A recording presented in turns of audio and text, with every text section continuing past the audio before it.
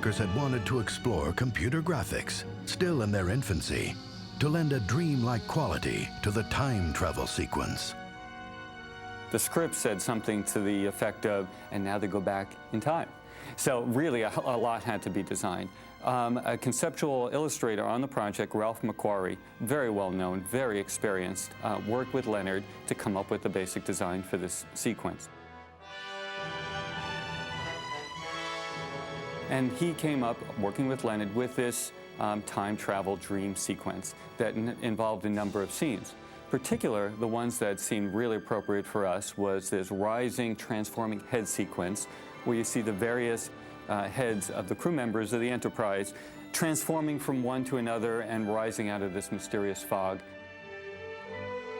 What we found was this company located in Monterey called Cyberware that had developed this technique for essentially using a video camera to scan people's heads and create styrofoam busts of them. Who wouldn't want the opportunity to be able to work with William Shatner and Leonard Nimoy and direct them in the process and all those sorts of things? So of course we were very motivated to try out this whole approach. So having captured this data, we now had the task of putting it all together and making these transformations work. Some of them worked out really well. The Bones Spock transformation was a good one because their facial structures are pretty similar. The Scotty to Uhura one, of course, had this big afro in one and a round face in the other. So it took a fair amount of finessing to make all of that work out.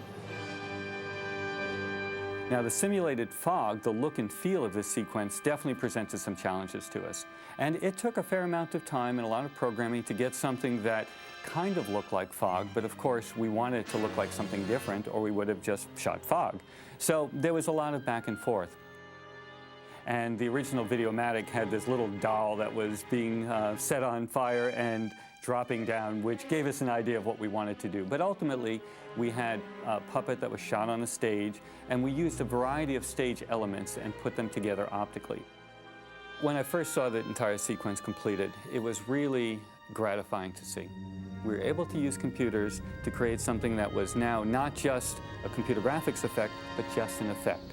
And clearly that was going to help move the whole field forward.